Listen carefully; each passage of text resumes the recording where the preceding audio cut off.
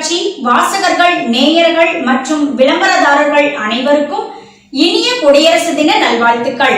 தி நெல்லை டைம்ஸின் தினமொரு திருக்குறள். உண்ணாமை வேண்டும் புலால் பிரிதொன்றன் புண்ண துணர்வார் பெறின். குறள் விளக்கம். புலால் உண்ணாமலிருக்க வேண்டும், ஆராய்ந்து அறிவாரை பெற்றால் அப்புலால் வேறொரு உயிரின் புண் என்பதை உணரலாம்.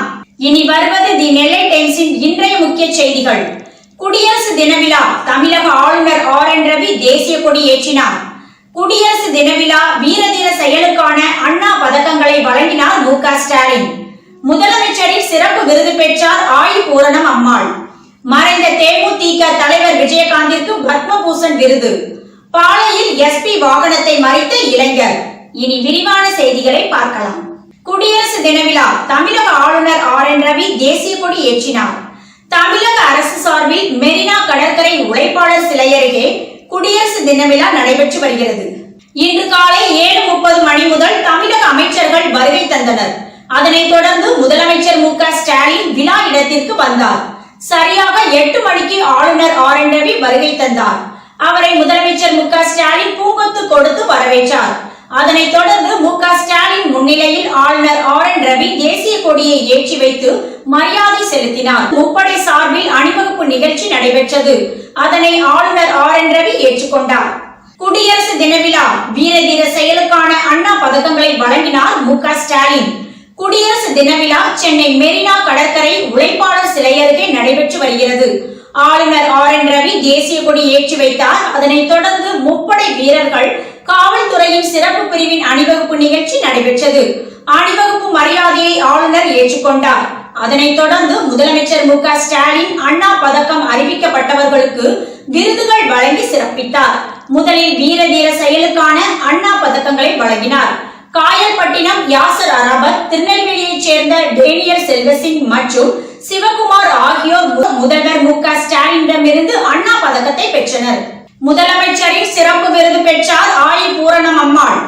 சென்னை மெரினா கடற்கரை உழைப்பாளர் சிலை அருகே 75வது குடியரசு தின விழா நடைபெற்று வருகிறது.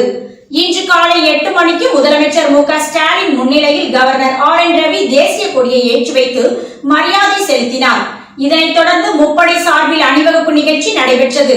அதனை கவர்னர் ஆர்.என். ரவி ஏற்றுக்கொண்டார். இதனைத் தொடர்ந்து வீரதீர செயல் புரிந்தவர்களுக்கு பதக்கங்களையும் விருதுகளையும் முதலமைச்சர் மு.க. ஸ்டாலின் வழங்கினார். அரசு பள்ளி கட்டுவதற்காக ரூபாய் 7 கோடி மதிப்புள்ள நிலத்தை அரசுக்கு நன்கொடையாக கொடுத்த ஆயுபூரணம் அம்மாளுக்கு முதலமைச்சரின் சிறப்பு விருதை முதலமைச்சர் மு.க. ஸ்டாலின் வழங்கினார். மறைந்த தேமுதிக தலைவர் விஜயகாந்திற்கு பத்மபூஷன் விருது. 2024ஆம் ஆண்டு குடியரசு தினத்தை முன்னிட்டு பத்ம விருதுகள் அறிவிக்கப்பட்டுள்ளன. பத்ம விருதுகள் பல்வேறு துறைகளில் சிறந்து விளங்கிய மற்றும் சேவை ஆற்றியவர்களுக்கு வழங்கப்படும். பத்ம விருதுகளில் பத்மஸ்ரீ, பத்ம விபூஷன், பத்மபூஷன் 3 பிரிவுகள் உள்ளன. இந்நிலையில் கலைத்துறையில் சிறந்து விளங்கியதற்காக நடிகரும் தேமுதிக தலைவருமான விஜயகாந்திற்கு பத்மபூஷன் விருது அறிவிக்கப்பட்டுள்ளது. உடல்நலக் குறைவால் கடந்த டிசம்பர் மாதம் 28ஆம் தேதி விஜயகாந்த் காலமானார். பத்ம விபூஷன் விருது பெறுபவர்களின் விவரம். வைஜெயந்தி மாலா தமிழ்நாடு, சிரஞ்சீவி ஆந்திர பிரதேசம், வெங்கையா நாயுடு ஆந்திர பிரதேசம், ஸ்ரீ பிந்தேஸ்வர் பதக் மரணத்திற்கு பின் பீகார், பத்மா சுப்பிரமணியம் தமிழ்நாடு பத்மபூஷன் விருது, விஜயகாந்த் மரணத்திற்கு பின் தமிழ்நாடு, ஹோர் முஸ்ஜி மகாராஷ்டிரா, மிதுன் சக்கரவர்த்தி மேற்கு வங்காளம், Sitaram Jindal Karnataka, Young Liu Taiwan, Ashwin Balachand Maharashtra, Satyabrata Mukherjee மரணத்திற்கு பின் மேற்கு வங்காளம், ராம் நாயக் மகாராஷ்டிரா, தேஜஸ் மதுசூதன் பட்டேல் குஜராத், ஓலஞ்சேரி ராஜகோபால் கேரளா, ராஜ்தத் மகாராஷ்டிரா, டோக்கன் ஆர்கும்போ மற்றவை, ஆன்மீகம் லடாக், பிஆர் சர்மா மகாராஷ்டிரா, சந்திரேஸ்வர் பிரசாத் தாக்கூர் பீகார், உஷா உதுப் மேற்கு வங்காளம், பாத்திமா பீவி மரணத்திற்கு பின் கேரளா, குந்தன் வியாஸ் மகாராஷ்டிரா. பின்னணி பாடகி பவதாரணி மறைவு. தலைவர்கள் இரங்கல்.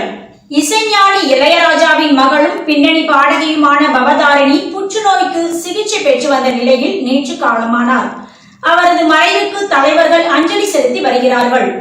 தெலுங்கானா ஆளுநர் தமிழிசை சவுந்தரராஜன் வெளியிட்டுள்ள இரங்கல் செய்தியில் கூறியிருப்பதாவது: இசையமைப்பாளர் இளையராஜா மகளும் பிரபல பின்னணி பாடகியுமான பவதாரணி அவர்கள் உடல்நலக் குறைவால் உயிரிழந்த செய்தி அறிந்து மிகவும் மனவேதனை அடைந்தேன். தனது இனிமையான குரல் வளத்தால் பல இசை ரசிகர்களை கவர்ந்து தேசிய விருது உள்பட பல விருதுகளை வென்று இசை ரசிகர்கள் மனதில் நீங்கா இடம் பிடித்துள்ளார். அவரின் இழப்பு இசைத்துறைக்கு பேரிழப்பாகும். அவரை இழந்து வாடும் இசையமைப்பாளர் திரு இளையராஜா அவர்கள் மற்றும் அவரது குடும்பத்தினருக்கும் எனது ஆழ்ந்த இரங்கலையும் ஆறுதலையும் தெரிவிப்பதோடு சகோதரி பவதாரணியின் ஆன்மா சாந்தியடைய எல்லாம் வல்ல இறைவனை பிரார்த்திக்கிறேன். பவதாரணி என தமிழிசை குறிப்பிட்டுள்ளார். தமிழக விளையாட்டுத்துறை அமைச்சர் உதயநிதி ஸ்டாலின் இரங்கல் செய்தியில் கூறியிருப்பதாவது: இசைஞானி இளையராஜாவின் அன்பு மகள் பின்னணி பாடகி சகோதரி பவதாரணி உடல்நலக் குறைவால் மரணமடைந்தார் என்ற செய்தி அறிந்து மிகுந்த வருத்தமுற்றேன். தனித்தன்மையுடன் கூடிய குரலால் தனக்கென தனி ரசிகர் பட்டாளத்தை கொண்டிருந்த அவரது மரணம் தமிழ் இசை உலகிற்கு பேரிழப்பாகும். அவருடைய மரணத்திற்கு என் ஆழ்ந்த இரங்கல். பவதாரணியை இழந்து வாடும் இசைஞானி இளையராஜா சார், சகோதரர்கள் கார்த்திக் ராஜா, யுவன் சங்கர் ராஜா உள்ளிட்ட அவருடைய குடும்பத்தார், நண்பர்களுக்கு என்னுடைய ஆறுதலை தெரிவித்துக் கொள்கிறேன். இவ்வாறு உதயநிதி ஸ்டாலின் குறிப்பிட்டுள்ளார். நெல்லையில் தேசிய கொடிக்கு காந்திமதி யானை மரியாதை. குடியரசு நாள் விழா நாடு முழுவதும் இன்று கோலாகலமாக கொண்டாடப்பட்டு வருகிறது. திருநெல்வேலி அருள்மிகு நெல்லையப்பர் காந்தியம்மன் திருக்கோவில் நிர்வாகம் சார்பில் நுழைவாயில் பகுதியில் தேசிய கொடி ஏற்றப்பட்டது. கோயில் செயல் அலுவலர் ஐயர் சிவமணி, இந்து சமய அறநிலைத்துறை பணியாளர்கள் மற்றும் பொதுமக்கள் தேசிய கொடிக்கு வணக்கம் செலுத்தினர். அப்போது கோவில் யானை காந்திமதி தனது துதிக்கையை உயர்த்தி தேசிய கொடிக்கு மரியாதை செலுத்தியது. பாளையில் எஸ்பி வாகனத்தை மறித்த இளைஞர். பாளையங்கோட்டையைச் சேர்ந்த செல்லையா மகன் ஜெகன். இவர் மனநிலை சரியில்லை என கூறப்படுகிறது. இவர் கடந்த சில நாட்களுக்கு முன் தனியார் பேருந்தில் சென்றாராம். அப்போது பேருந்து நடத்துனர்கள் அவரை தாக்கியதாக கூறப்படுகிறது. இது குறித்து அவர் பாளையங்கோட்டை காவல் நிலையத்தில் புகார் செய்தார். அங்கிருந்த போலீசார் அவரை திருநெல்வேலி அரசு மருத்துவக் கல்லூரி காவல் நிலையத்திற்கு அனுப்பி வைத்தனர். இந்த நிலையில் குடியரசு தினத்தை முன்னிட்டு பாளையங்கோட்டையில் உள்ள வஉசி மைதானத்தில் வியாழக்கிழமை குடியரசு அணிவகுப்பு ஒத்திகை நடைபெற்றது. அப்போது மாவட்ட காவல் கண்காணிப்பாளர் சிலம்பரசன் வாகன அணிவகுப்பு ஒத்திகையில் ஈடுபட்டு வந்தார்.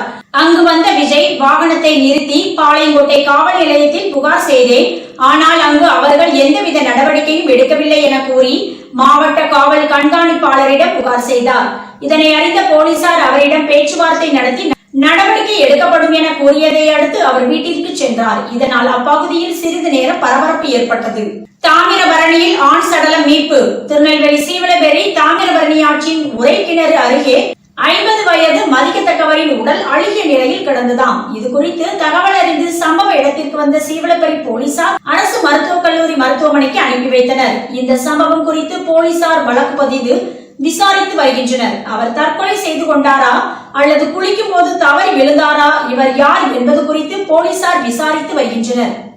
இத்துடன் இன்றைய செய்திகள் நிறைவடைந்தன. நம்பிக்கையும் முயற்சியும் வாழ்வில் நம்மை வெற்றியடைய செய்யும். நன்றி, வணக்கம்.